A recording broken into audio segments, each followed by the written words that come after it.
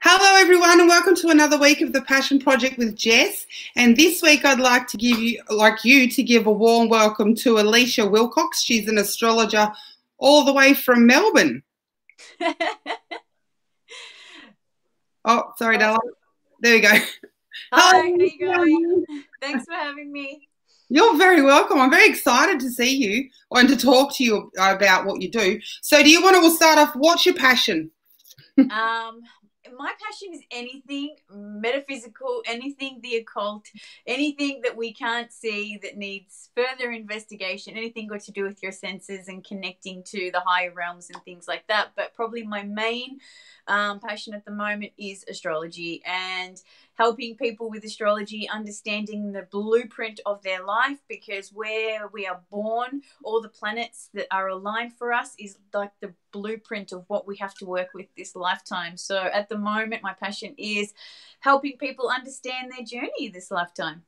And it's pretty fascinating, actually. So I don't know a lot about astrology, but I've done a bit of reading, and I was reading up about the Tibetan monks at one stage, a little bit, and I don't know if they still do it like this, but this bloke was describing when he was, well, he heard it from his mum, but, you know, it happened to all the boys that were born. They'd have this, when they turned 5, I think it is, they'd get all these astrology monks together, so basically the head monks in astrology, I don't quote me exactly, but on loosely basis, and they'd do this massive chart, like it would be meters long, this massive chart, and they were so in-depth that they could talk about what accidents was going to happen to this person in their life, what jobs they were going to get, like what field they'd be working in. And occasionally they could even go down to the week that they would die.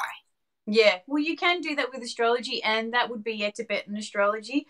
There's heaps of forms of astrology. There's Chinese astrology. There's Indian astrology, which is Vedic astrology. Yeah, there's Western astrology, which I use. Which is evolution astrology, which is the evolutional journey of the soul. So, yeah, even with Western astrology, we can see what past lives someone's had, what their soul direction is, where they're wounded, their relationship with their parents, what type of job they should be in, what type of partner they should have. So pretty much, yeah, astrology birth chart covers absolutely everything. So, yeah, what you have learned is completely correct. Yeah, right. Well, I've always found it really fascinating. And you do birth charts for people too, but we'll probably move on to that a little bit later, because I wanted to start with your passion with astrology. So you've had that, you could probably remember, you can remember, you were telling me, you've had that since you were, were you 6 or 8 years old, did you say? You were quite young. I was 8 and I was dyslexic, so I couldn't read or write. I was just, couldn't do maths, couldn't do anything, couldn't type. And I was a really super sensitive kid, and I remember no one else really around me was like that. Everyone was like a Leo or an Aries or a Taurus, and I was just this real sensitive kid, and I always just felt so alone. And then I started reading my mum's astrology books, and even though I was dyslexic, it was the only thing that I could read, and it just made sense. It was like the first time I understood myself. And then from then on, I was just helping everyone, like with their astrology. When's your birthday? Oh, okay, you're an Aries. This is the type of person you should be with. And then people would always come to me, Alesha, my new boyfriend's a Scorpio and I'm a Pisces. And then I would tell them how their relationship was going to work, and I would do it like all through high school. But then I obviously, like all of us, we try and fit into the status quo. And then I sold motorcycles for 5 years, and I worked in real estate and sold houses for 5 years. And then I was just like, no, I'm not doing this anymore. Like, I want to do what I'm passionate about. And then I started properly studying astrology around about 2012. Yeah, I think it's fascinating. And so you have a business in Melbourne called Soul in Balance? Yes, that's correct. So it's online and in person as well. So I work in a clinic in Richmond where I do energy healing, and that's also integrated with astrology and shamanic practices. And then I also do like Skype readings, and I have a YouTube channel which is also Soul in Balance. So I try to connect to everyone as best as possible. Obviously with the CV virus, there wasn't much one-on-one the last few months. Mainly everything has been online. But, it's pretty much just Skype or Zoom We go over your birth chart for a couple of hours, talk about what direction you need to be going, you know, and it's also really good for healing trauma, you know, understanding, you know, the dynamics with your parents and what you're here to learn in this lifetime. And it just kind of really just gives you a map of what to work with. And especially because I do work with a lot of people that have suffered a lot of trauma, it just makes the whole process so much easier. They just feel so much understood and everything makes sense. Like there's a reason for the madness, you know? Yeah. There's a reason why I'm going through all this crap, or I have. Yeah. And it's quite, I know for myself, like I haven't got to do that through a chart, but I'm definitely excited to get one. Or, you know, I have had one done. Yeah. But and I'm dyslexic too, everyone. So, you know, and then for me putting words in front of me, it's quite intimidating, as it probably is for you too, Alesha. Yeah. Then they send this big, massive chart in words. This one was in words, like, there you go. And that was it. And I was like, what? Oh.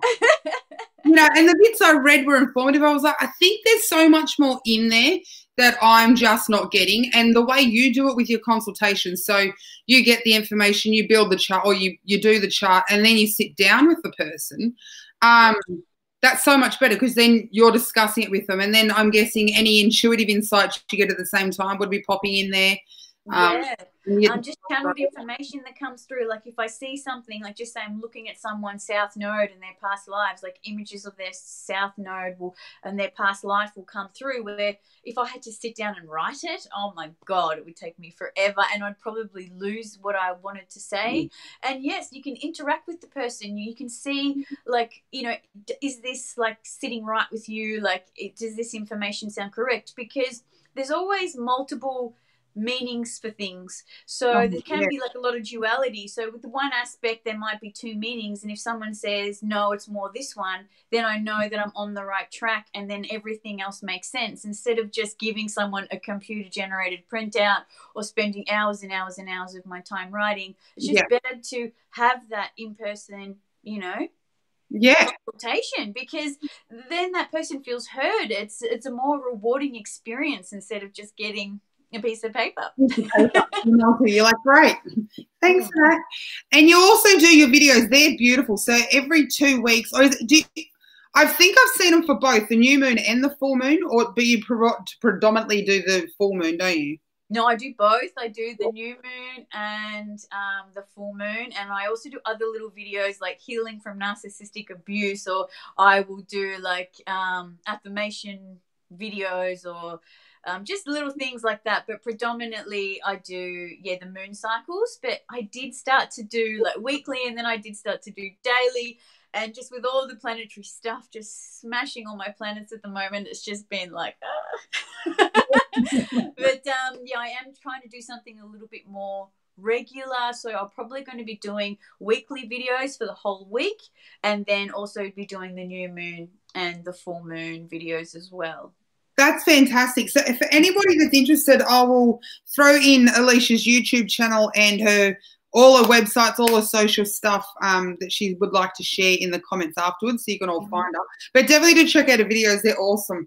So can we talk about working with the moon for a second? Yes, of course. Because I find it so powerful, and I found it so healing, and not just the manifest stuff, but for me, I've found that it's a good way to get to know myself better, to understand my cycle and what I'm going through and how I'm dealing with stuff. It's helped me, you know, when I'm upset, angry, any of the sort of negative emotions, I know, okay, this is going on. I'm just going to ride with it because this is happening for me. Not necessarily because of what happened around the moon, but because I've gotten to know myself so well. It's like, I'm just, instead of fighting this away, I'm just going to ride through it, do some self-care, do what I need to do in order to see it out, and then pick back up again once it's over, sort of thing. But I know a lot of other people, there are a lot of people working with it, but there's also a lot of people that probably should be working with the moon but aren't. So if you were to give any advice to someone around working with the moon, the reasons why they should, maybe. Because it also helps you connect to your own cycles, like you said. So especially as women, connecting to our own monthly cycle, and the more we connect to our own cycle and the more we connect to the moon, you'll find that they line up. And also, and depending on what area of life, so just say there's a full moon in your 4th house, and you know, you want to know why you're so emotional and there's problems going on at home, because there's aspects going on in your, because the fourth house represents Cancer and represents the home. So there's something you need to be letting go, old family structure, an old family patterning, an old way you see yourself in the family dynamic. So if you know your birth chart and you know where the full moon and the new moon is, you know what you need to let go of at a full moon, and you know where to initiate things in your life for a new moon. So it really does help you connect to what yourself and what is going on in all areas of life. So there's so many reasons why everybody should be connected to this. Like, this is why the Egyptians and the Mayans all followed the stars, you know, because there is so much meaning to it. So it's just, there's just so many reasons to do it. I know myself, like, and I don't know my birth chart, okay? So I've been working with the moon closely, like every 2 weeks, pretty much religiously. If I miss one, it's because something's come up, but it's something I do every 2 weeks. I've got the kids doing it as well. Oh, nice. And, that's without knowing my birth chart. So I've done that just with this moonology diary that I've got. So it goes in, I know sort of my ascendant sign because it gets you to work that out. But just working loosely with it like that, and that's just like, releasing old stuff on I've had a brain blockage then, on the new moon and manifesting, releasing on the new full moon and manifesting on the new moon, and doing a couple little rituals. Like, and I don't spend a lot of time doing it. I reckon I've had more emotional healing in the past year than what I had in 4 years of therapy. Same with me. And I think too, like, before I fully grasped everything with astrology, I was just releasing things on a full moon, and then setting intentions on a new moon. And I was doing the same. I didn't actually know. Like, I just felt all this overwhelm of emotions, and whatever was going on, it's just like, oh, okay, just let it all go. Or I'm just going to work on this thing. But that's good. I think it starts there. It starts with just connecting to the moon, connecting to your feelings, connecting to your own flow. And as you progress in the journey, then see what actual areas of life, see the blueprint of what your soul wanted to work with this lifetime. So it does make it a lot easier, because you know what area of life you're affected. You know what other planets you've got there as well. So if there's planets in that house where the full moon is, then it's going to be more amplified for you. It's going to be more serious of what you need to let go of. But well, realistically, I did the same as you. It was just like, all right, full moon, I'm feeling emotional. All right, this circumstance in my life, all right, let that go, process that, go through those feelings. But it was just so much better just to have a map, so I know what to work with. So I bet it would be. And you're studying at the moment. As well, so you're adding on to your passion. In 2013, is when I fully quit real estate, and I started studying a Bachelor of Health Science in naturopathy, because I've always loved plant medicine, always been more connected to plants. Like, it never made any sense to me having dangerous chemicals to help you for your health. It just never sat with me as a kid.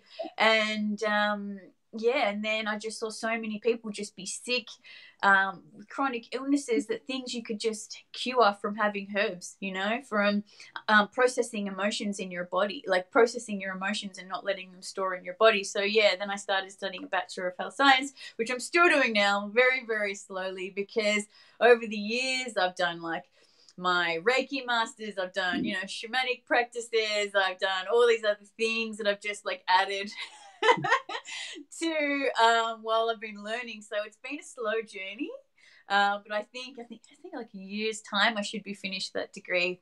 And I'm just gonna move forward with that, with my tool belt of experiences. And you must be learning so much. I don't know anything about it, but I know a few people who do it, and the knowledge they have off the top of their head. And then they'll more often than not, they have these big massive books as well, like not just one but many. Massive textbooks. But it's really rewarding. It's stuff that we all should have learned at school, like just basic health practices and eating healthy. Like, we live in a culture and in a world that's sick care. It's not health care. It's like not helping you prevent illness.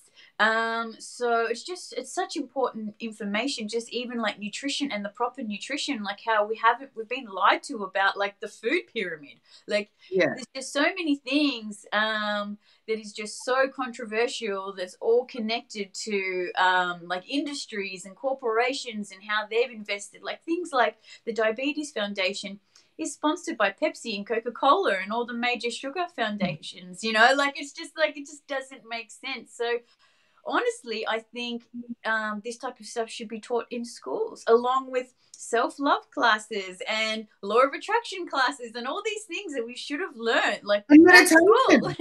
And meditation.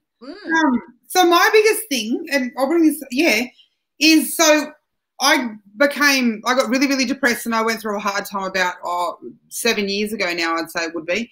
And I had to literally learn about myself all over again, or not even all over again. I didn't know myself. I was so disconnected, even though I didn't want to be, and I never felt right. You know, and at the age of 28 or 25, it started, this part, I had my psychologist saying to me, you need to start listening to your internal dialogue. And I'm like, what are you talking about? Yeah. That's been suppressed for all my life. Yeah. And, feelings, what's right, who's that? And I've come into contact with so many other people that when I say to them, what's your internal dialogue? What are you saying to yourself when, you know, once I moved into the healing myself, when you start having a panic attack, what is it that you were just saying to yourself? They're like, I don't know. Nothing. What? And I'm like, wow, so it's not just me. There's so many of us that can't identify our self-talk. And it took me quite a while, actually, to get a handle on it and to learn how to monitor myself and what I was saying to myself. Even before you have a cigarette, like, no offense to anyone, but I smoke. But like, even I have to try and catch myself with the thought that I was thinking before I decided I needed a cigarette. Obviously, it was some anxious thought, like, and I haven't perfected it either. I don't think anyone really has. But yeah, it's just a matter of just catching that self-talk that we're just so critical of ourselves. You know, we've been conditioned to be. That's exactly right, and not hear it as well. And I work, you know, I'm trying to get my kids to hear it, and I'm pretty sure they do. And I can catch myself now before I get way too anxious. So none of that sort of stuff goes on anymore because I can hear it in myself talking. I'm like, this isn't going to be a good day if we keep doing this. Yeah. You know, you catch yourself, you identify and move. And I think that's something that should be taught to kids as well, how to become still and how to listen to our internal dialogue. And we shouldn't be in our 30s before we start discovering who we are.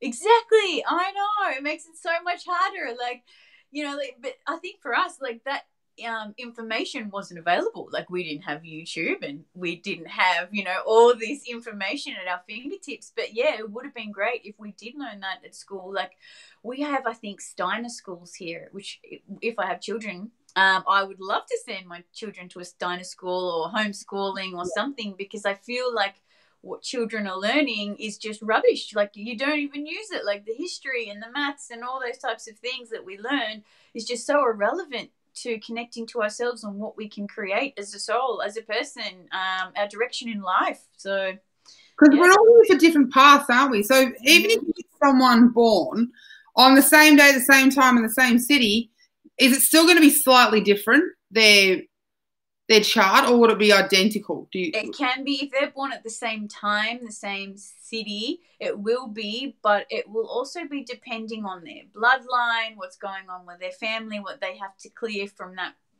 bloodline.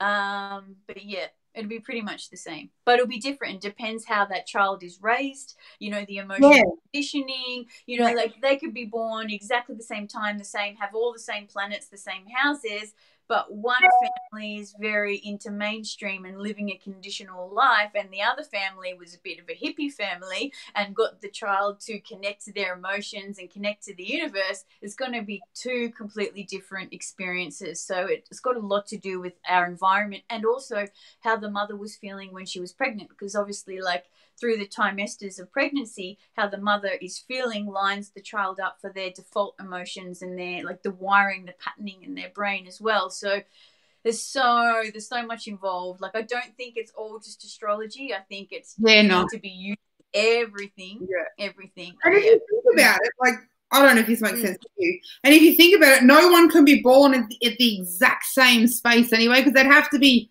on top of each other. So just that alone, like being in a slightly different place while being born, I think maybe would have something to do with it, but that would be... Yeah. Well, the thing is, like, the biggest change in an astrology birth chart will be the moon, because the moon goes through a different sign every, 2.5 days. And then depending on what hour you were born, it'll be in a different house. So they're like the parts of the pie that's in that circle. So, yeah, like there are people that are born exactly the same time, the same day, the same everything, the same city. But, yeah, it's really just got to do with your upbringing and, your bloodline and what you need to clear from generations and generations in your family. Yeah, that makes sense. Charles just said, my homeschool son waved his hands in the air saying, see, she's right.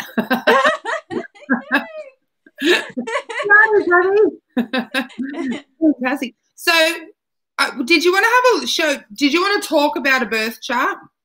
Yeah, if I could just quickly explain to everybody, like, that astrology just isn't your sun sign. Like, it isn't just what you see in the back of a newspaper or in a magazine. Like, because a lot of people are like, yeah, I read my daily horoscopes in, like in an app or in a magazine, and it doesn't always sound right. Like, I don't really think I'm a Cancer, or something like that. So, yeah, I would really like to explain it properly.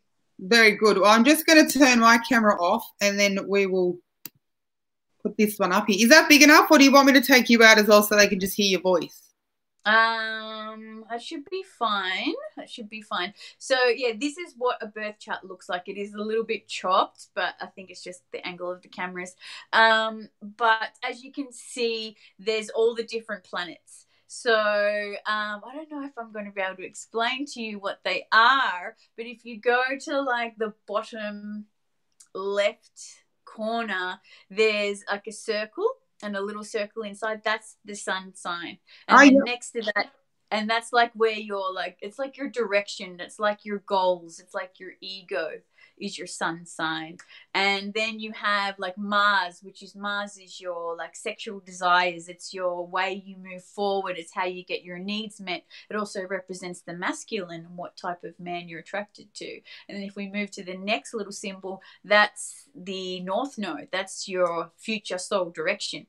And then next to that is Mercury, how you communicate, what your relationship is like with your siblings, how you learn. So, yeah, there's all different aspects in the chart. And then the houses is those little triangles that you see. And then you'll have your ascendant. Like the first house is, represents I am, is how other people see you. Like I am the am that I am. And then the second house is like your self-worth, your value. Your third house is, how you communicate, school. Fourth house is like your family. So, and then all the houses also represent the star sign. So the first house is Aries, second house is Taurus, third house is Gemini, fourth house is Cancer, and so on and so on and so on. So I hope I'm making sense to you. You are. And another thing too, like the sun and also Saturn represents the father, your relationship with the father. Your moon also represents your relationship with your mother, and also your own emotions and how you connect to people on an emotional, platform. So yeah, so everything. And then like say Pluto is what past lives you've had and how you need to go to the opposite side of that Pluto and start living from that point, integrating what you've learned from all those past lives. Like if we go to like the left hand side of the screen, there's a little key symbol. Now that is where you've been wounded for lifetimes, and this is where you're wounded, but you can help other people. So it's called the wounded healer, which is also called Chiron. So it's where you're able to help other people in this area, but not fully heal yourself. So that's one of your gifts that you offer to the world. So there's just so much to learn. Like there's so much to go over, and yes, you could get so many birth chart readings from so many different people because everybody interprets it different, but there's just so much information. And the great thing about astrology is you never stop learning, like never, never, never. Like there's people that have been studying astrology for 50 years and they're still learning things every single day. Like it is amazing. So if you're somebody that gets bored easily and loves learning, astrology is for you, especially if you love things like psychology and stuff like that. It's so interesting, isn't it? There's so much in there. Yeah, it is so much in there.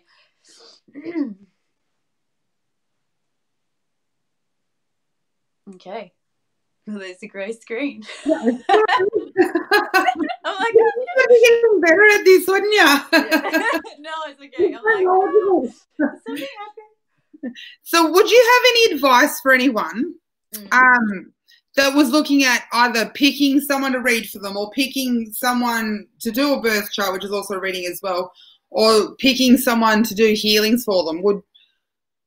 I would say go to someone you connect with on a vibrational level. Like you could go to someone that your friend recommends and then you go there and you don't have the same connection. So I would always say that you just need to go there and feel if that's the right person for you. Have a chat with them. Like even with me, when I have like my website or people ask me for consultations, I have a chat with them, see what they want, what are they looking for, you know, this is what I offer, like these are my experiences, and if they connect to me, great. Like I think it's really important that you connect to people that you feel a connection with. Yes, I think that's important too. And that's the same advice I'd give. So I used to do a lot of psychic fairs in and around Canberra before I moved up here. Or down here, sorry. It's always up. Every time I leave Canberra, I'm going up, apparently. Even though I went way down. Yeah. But, you know, and you'd see some people and they'd come and they'd be standing there and they'd have little hands like this and they'd walk up to the table and you'd think, oh. And then, you know, many people I look at and I'm like, especially if I was close to the door, and I go, how about you just go and do a lap and feel in here, in your hands or in your gut, your heart, anywhere, just feel who you're drawn to. Even if there's a liner, wait for them. Yeah. And they, you know, they'd either go yes or no, but a lot of people go, oh, okay. And then they go for a walk or not come back. And then if they did come back, that'd be fine. I'd be happy to read from. But another thing I'd also do, so for me, for my own personal reasons, I don't know if you were the same. If someone sat down and then I tried to connect and read and it felt like it was going to be hard work, like walking through mud, I actually say to them, I can read for you, but I'm not going to take your money because I don't feel this connection's very strong. And to be honest, I'm going to end up with a massive headache after trying to do this, especially if you're not ready and open or if I'm not the one that's supposed to read for you. And 90% of the time they'd get up and walk away. And I'm like, thank God, because I was going to end up with a migraine. I'd get headaches if I read for someone that... Yeah. There are a lot of difficult people out there, and there are people that just aren't ready. Like they're searching for an answer, but then they don't want to hear it. They don't want to change.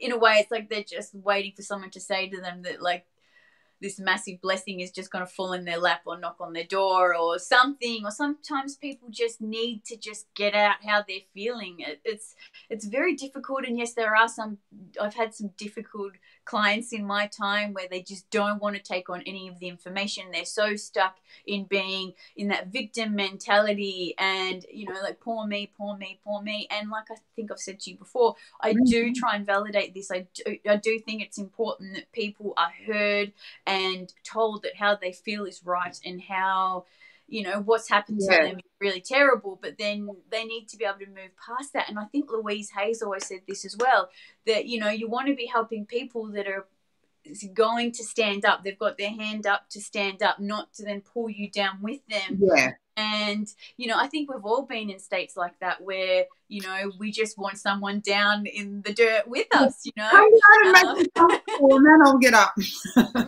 Yeah. We've all been there. I know I have. Yeah.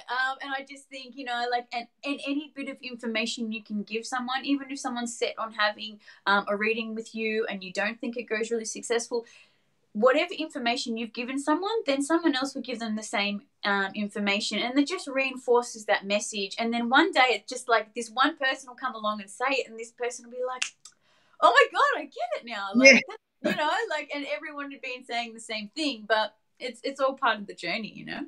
It is a part of the journey, and it's quite amazing. I've quite enjoyed getting down and knowing myself. Yeah. And I also find like on a vibrational level, you'll always kind of attract the people that have the same issues as you. Like I know when I first started, it was just like, oh my God, just like all these people were coming to me with the same parental problems or the same, same things as me. So I think, you're just on a vibrational level. You always kind of attract the people mainly that have the same things. Oh, 110%. So every time I needed to work on something in me, I would get clients that need the same thing. Yeah. And things like theta healing and even Reiki, by me just working on them, I was actually working on myself at the same time. So theta healing is all about downloads and that. And if I'm commanding downloads, beliefs, which are the downloads, for a person that I need, the bonus is as a healer, I automatically take them on if I'm prepared, if I can keep them. There's a lot more than goes into it. There could be reasons why I'm not going to keep them, but I'll still get them. And if they're going to stick, they're going to stick. So, that's why they say, I think, heal thyself. Yes, we need to work on ourselves constantly as well, but we're also working on ourselves while working on others. Yeah, it's so important to be working on your stuff. Because then otherwise you're putting your toxic beliefs or your old patterning onto that person. And then also, you're right. Even sometimes with me, if I haven't been okay, I will cancel an appointment with somebody because they're paying for my services. And if my energy is not very good, then, they deserve better than that. But then other times, I've done practices with people and it's been really super healing for me too, as well as them. So there's just so many dynamics in this field, isn't there? There is. And it's beautiful. It's a good thing to see. And I really enjoy a lot of the other people that I've met too. So especially doing the fairs, they're a bit fun. So you can, meet all your friends. It's almost like going back to school. It's like, oh my God. It's like, I think when you get clients, it's like very difficult because you're so connected and you have the same things going on and you're interested in the same things, but you just have to have this kind of I don't know, some kind of barrier, where you can't be good mates with all your clients. Yeah, you've got to have boundaries. I discovered that the hard way. Very good boundaries. Okay, so have you got any advice for anyone that is wanting to get into astrology and or looking at the metaphysics? Or let's talk, or if you want, we can talk about the metaphysics for a minute, because that's really super important, especially our emotions.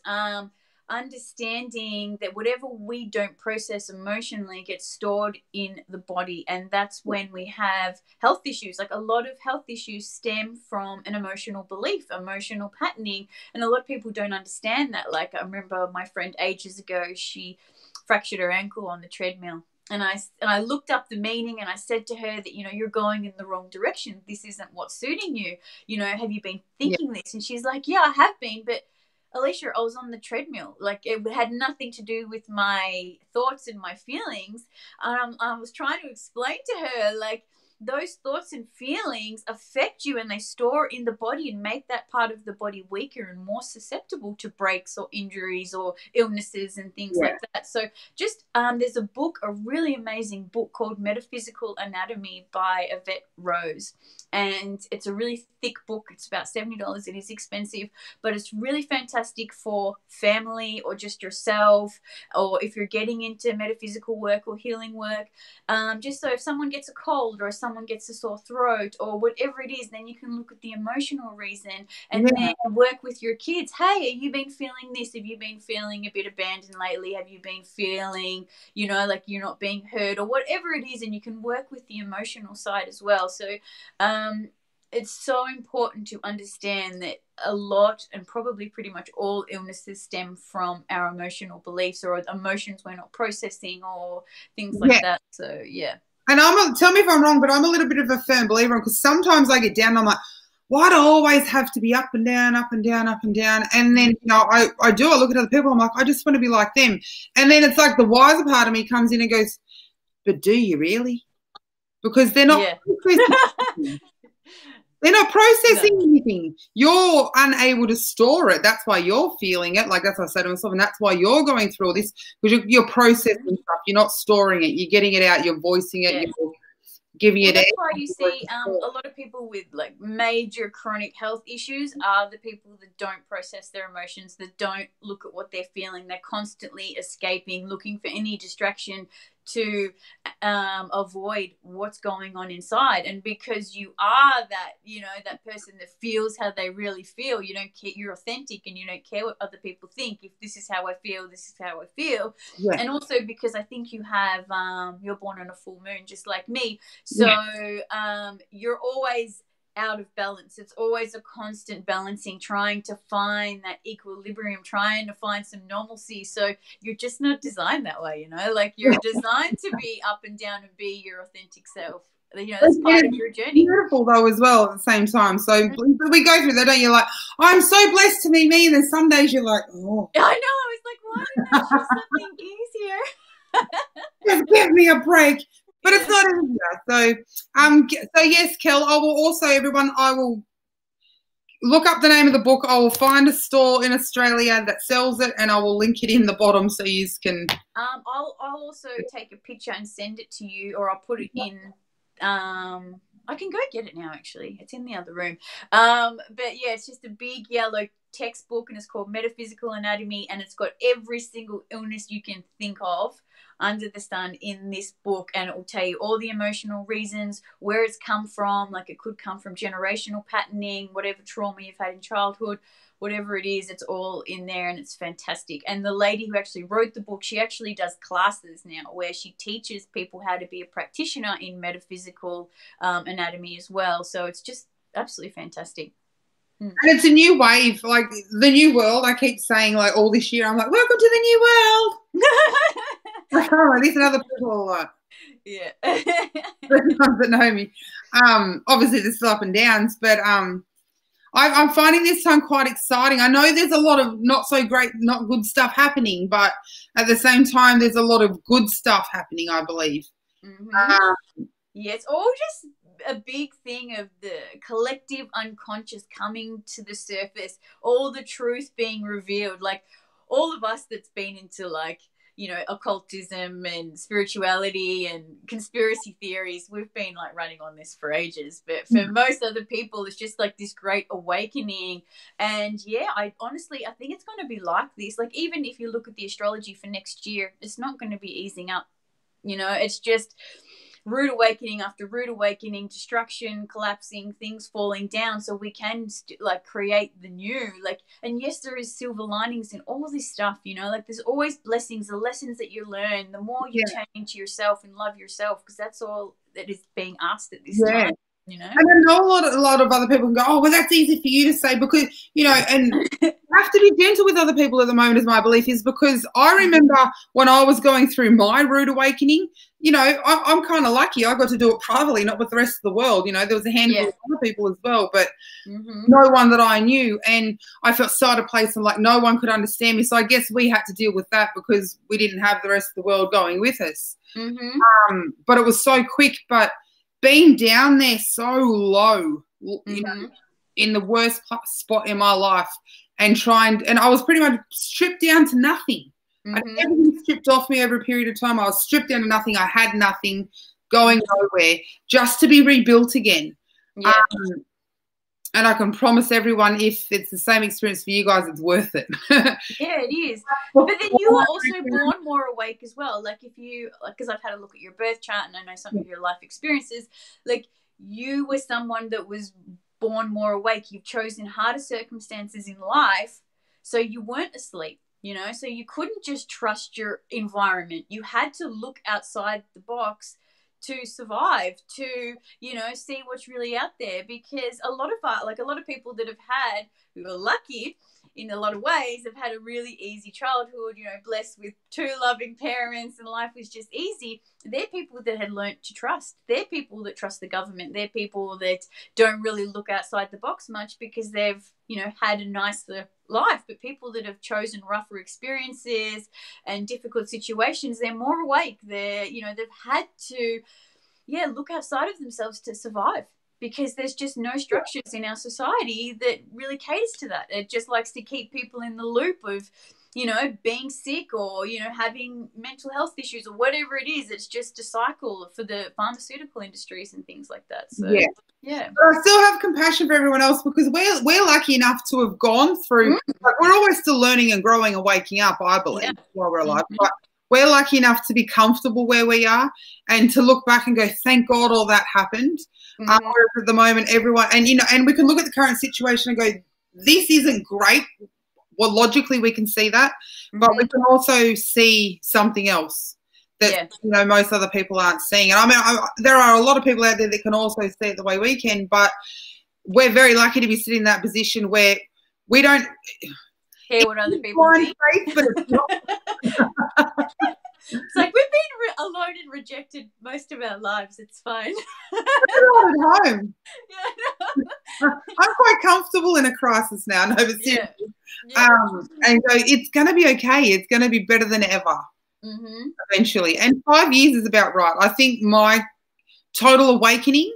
But I remember going to sleep as well. That's funny. I don't know if you did. I remember, not exactly, but I remember when the little kid in me started shutting, you know, the spiritual being in me started shutting off and the ego took over. And I went to sleep. I remember around about what age that happened. And it happened to me when I was about, it was between, I want to say 6, but it's not 6. It's older than that. About 8 to 10. 8 and 10 years old I was, and I started to go to sleep. Because it would have just felt like this is pointless. Like nobody understands me, especially as a kid. It's like I have to fit in to survive. I have to fit in. Parents to love me, to fit, like, for the kids at school to like me, whatever. So it's just like, you know, conform. And yeah, that's just, yeah. And you get to this point. Exactly. And then you get to this point in, you start thinking about it in high school. You're like, oh, I don't know if I can keep going on like this. But then, especially in my 20s, I was like, something is not working.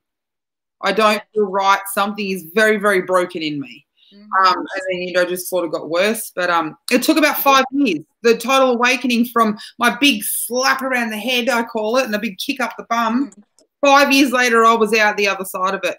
And it's been now a total of 8 years. And I've finally, I think, built myself back up to where I'm pretty happy. I'm still growing and learning, but I don't think I'm building myself again. I think I'm built. I'm still learning more. That's not what I mean, but I'm able to move forward now rather than just trying to heal. And it's like getting a china plate and going, where does this piece go? Yeah, I know.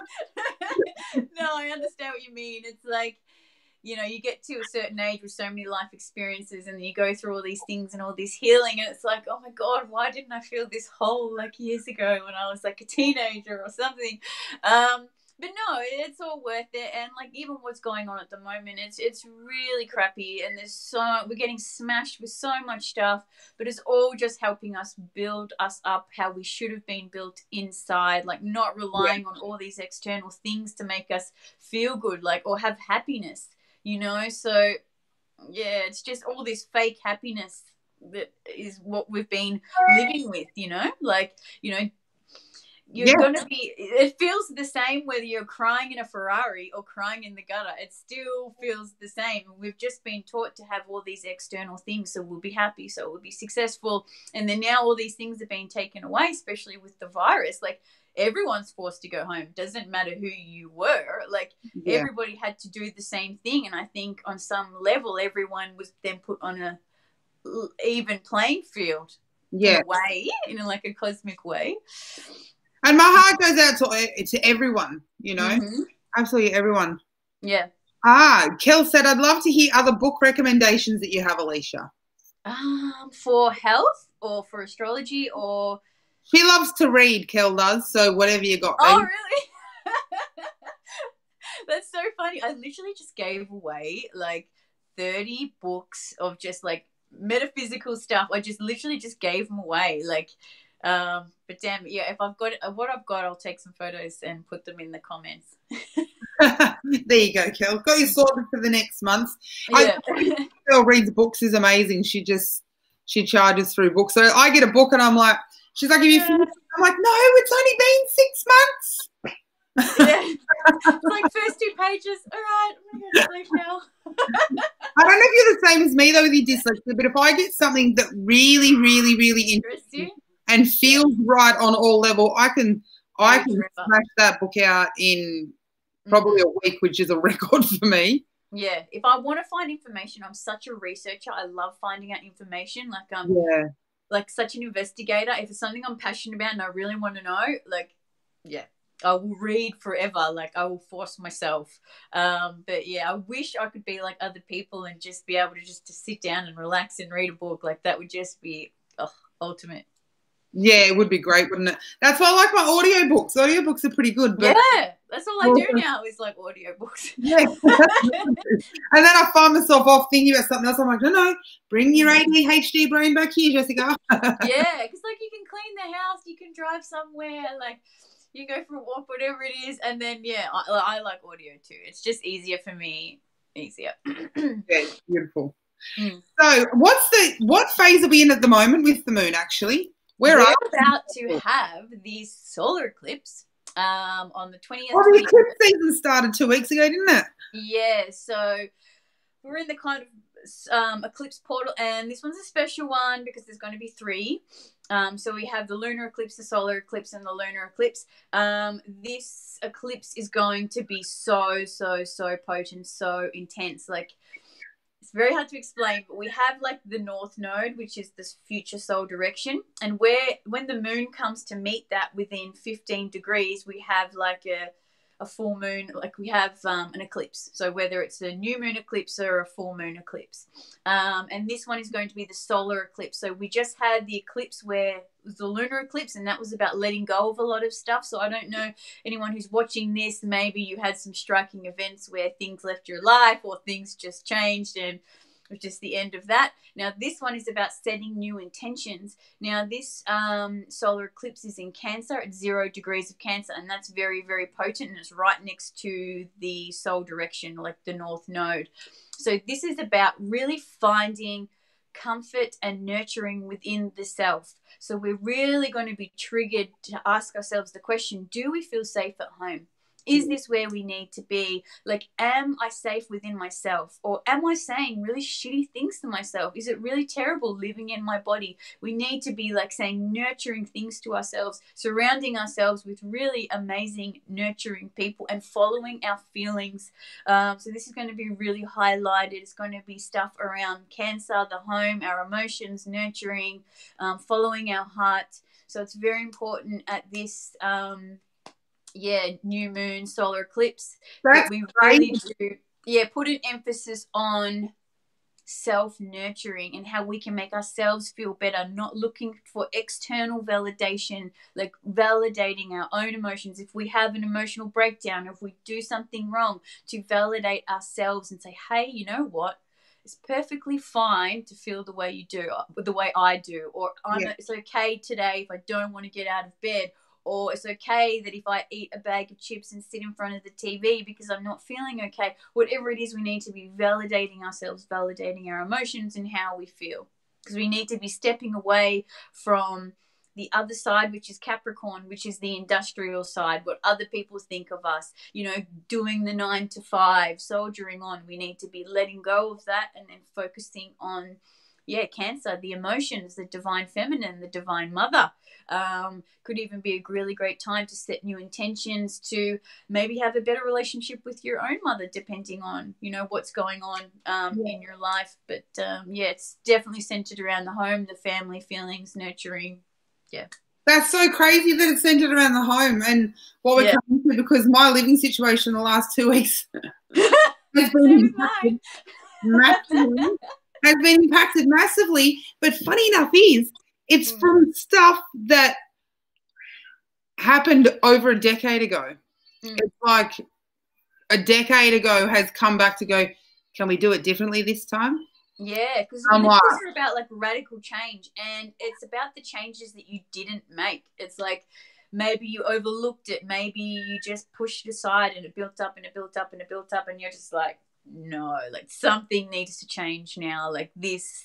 So eclipses are really known for just like you're going in one direction and then like the light goes off and then the light goes back on and you're just in a completely different direction. You're like, whoa, it's like one of those little spinny things you see at the park that the kids get on that spins around. Reminds me of one of them. You just get thrown off and you land somewhere and you're like, where am I? Yeah, and then a couple of days after Mars is going to be then aspecting this. So then Mars is like the can opener. Mars is like the scalpel. So it's like it's going to like really trigger the massive change, something like a can of worms. Things are going to be opened up, so there's no going back once we have seen what we need to see. So it's going to be very interesting. Starting time. So Helen says, Alesha, do you know, she's asking you because I don't know. Yeah. So do you know if we are going to be able to view the solstice eclipse on the 21st of the 6th? So the 21st. It's going to be, I think it's a little bit in Australia, but it's going to be mainly Asia and India. I don't think it's going to be hugely visible from here. I think like this one is pretty much just, going over Asia, India. But you can have a look and you can, when you find out the time of it, you can go, whether it's in the morning or night. I'm not quite sure. I haven't done the video. I'm going to be doing the video for this tomorrow. But yeah, you can have a look to see if you can see, but I'm not quite sure. Not from, or depending if she's from Melbourne, probably not. But it's going over Asia and India. We hardly ever get to see anything from Portland, Victoria. I don't know if Melbourne's the same. Yeah. When was it? We had the one in 2018. There was the lunar eclipse. We saw that one where the red was around. The sky wasn't overcast for once. Yeah. But that was mainly in America, that one. But we did see a little bit of it. But no, we don't really see much here. Yeah, no, and I have noticed that. But I'm lucky enough. So where I'm in Victoria, I'm pretty much on the beach. Mm-hmm. So lucky. I can go down to my favourite beach. And usually if you get down there early enough as the moon's sort of coming up, you'll see Luna no matter what. But as soon as it gets above the clouds, it's, oh, that's gone. Yeah. Never going to see that again. Cloud cover is thick. Okay. Well, thank you so much, Ali. Is there anything else you wanted to say or anything?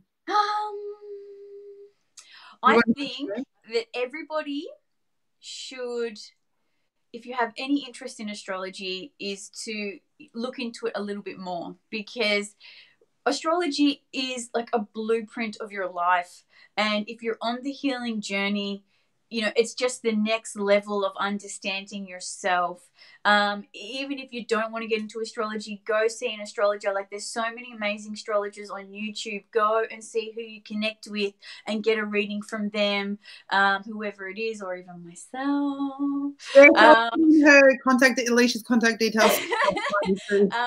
But yeah, just if you're on the healing journey, understand yourself better. Give yourself a blueprint of your life. Give yourself a helping hand where you can understand things a little bit better, because sometimes when you can see everything on paper, it makes more sense instead of just always just trusting your intuition or your feelings, because sometimes they can be led astray depending on, your environment or who you're around or what circumstances you're going through or what mind frame you're in.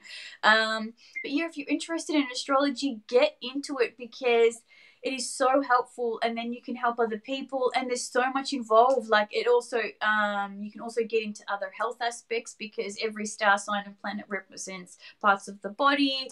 It is just absolutely amazing, and you'll be learning forever. You'll be reading and learning forever. You will never stop learning, and it never gets boring. Especially when you meet a new person, it's really great, because you can get your chart and your partner's chart and put it on top of each other, and you can see what past lives you've had. You can see what issues you have in the relationship and what you need to transform, the tension that's there, the easy aspects of where you get along really great. Like, it's just amazing, because everybody's always asking, like, psychics and that, like, how's my love life going? I know. Yeah. I don't do that, obviously. When I see it, but sometimes I'm like, that's like what my guides are doing. They're like, oh, no, another one. But I also understand that this stuff, all jokes aside, is important to some people.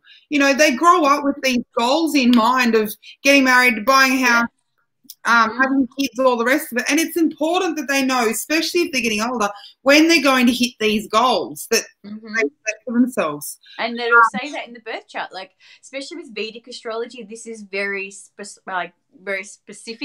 That's Indian astrology. So they're very big on when you're going to get married, what type of partner you're going to have. Like, it's very, very precise. But you can see that anyone can tell you when is a good time to meet someone, what type of person you should be with. But I just want to say quickly, I'm going to start doing moon workshops online and in person.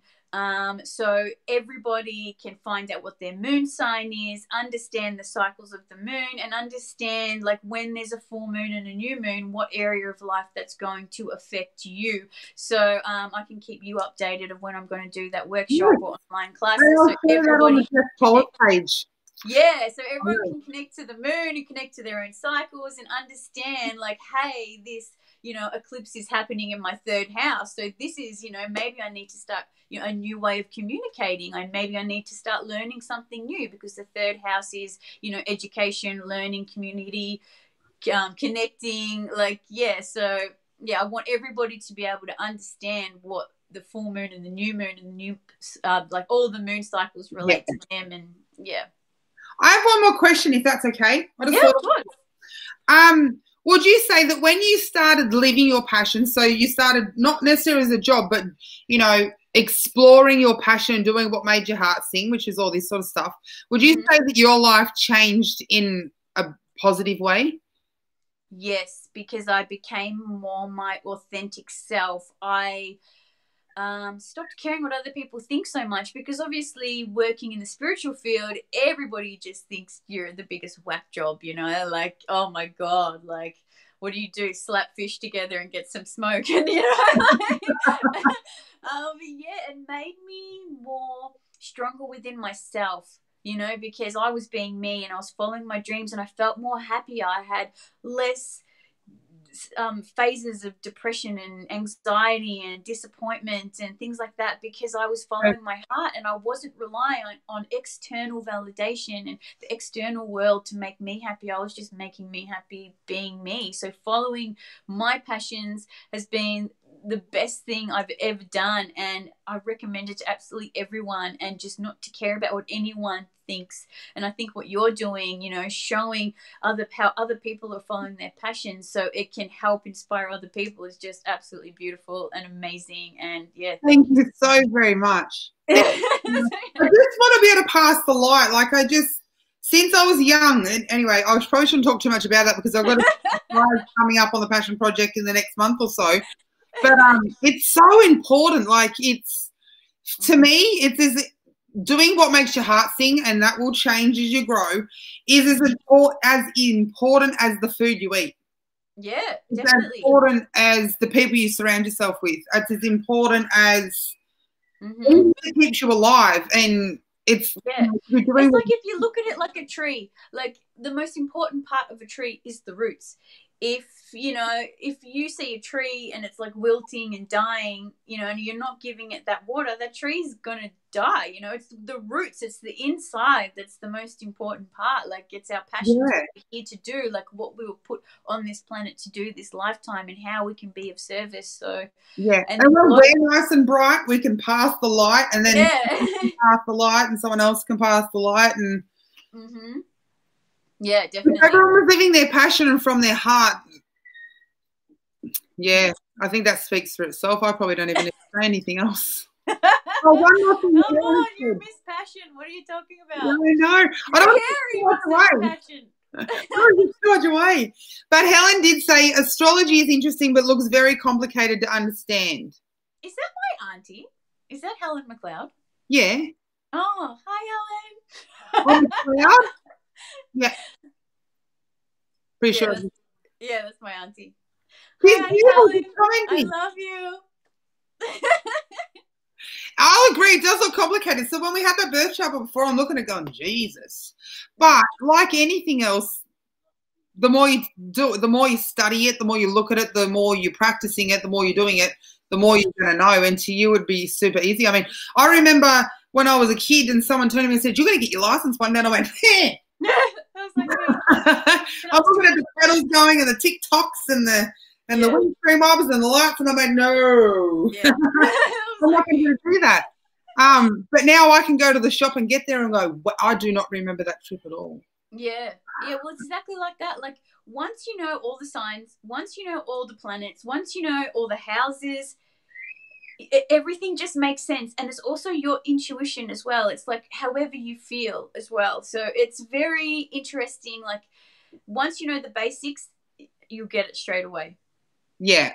And there's always heaps of YouTube videos that will help you. Just say there's an aspect in your birth chart like Venus in Scorpio and you're not quite sure what it means. You can just go on YouTube and someone's done a video on it, you know? Like, it's really, like, there's so much help available. Like, and like you said, it's just like driving. Like, I didn't think I was going to drive either. Like, I didn't get my license till I was 24. It took me 3 times. No, I was 25.